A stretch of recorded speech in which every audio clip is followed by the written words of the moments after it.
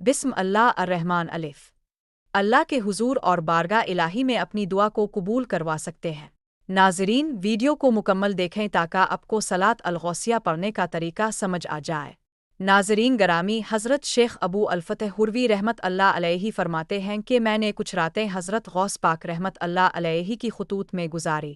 ان راتوں میں نے اپ رحمت اللہ علیہ کا یہ معمول دیکھا کہ اب ایک تہائی رات نوافل پڑھتے اور پھر ذکر و اذکار میں مشغول ہو جاتے۔ اس کے علاوہ بھی کچھ وظائف پڑھتے۔ شیخ ابو الفتح بیان فرماتے ہیں کہ میں نے اپنی آنکھوں سے دیکھا، جب اب کا جسم کمزور ہو جاتا تو کبھی صحت مند کسی وقت میری نگاہوں سے غائب ہو جاتے اور کچھ دیر بعد ظاہر ہو جاتے۔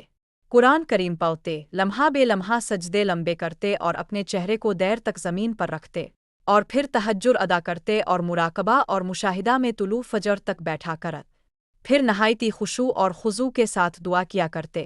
اس وقت اب پر ایسا نور چھا جاتا کہ نظروں سے غائب ہو جاتے، یہاں تک کہ نماز فجر کے لیے در دولت سے باہر نکلتے۔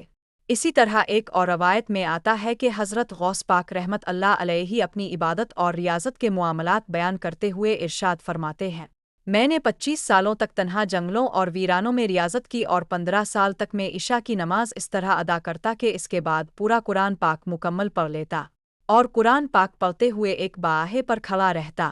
ایک رات سیری پر چلتے ہوئے میرے نفس نے مجھ سے کہا کہ تم ایک گھڑی آرام نہیں کرتے، تو میں نے نفس کی یہ بات اپنے لیے خطرہ سمجھی اور یہ کیا کہ ایک پاؤں پر کھڑا ہو گیا اور قرآن کریم کی تلاوت شروع کی، اور سارا قرآن پاک ایک پاؤں پر کھڑے ہو کر مکمل تلاوت کیا۔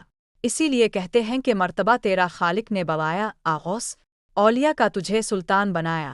میں نکما تھا تو کسی کام کے قابل نہ تھا، مجھ سے بیکار کو تم نے ہی نبھایا۔ واللہ وہ قسمت والا تاونے مرید جسے بنایا۔ آفتوں میں ہوں گرفتار، مدد کو آؤ، دنیا کے غموں نے ستایا۔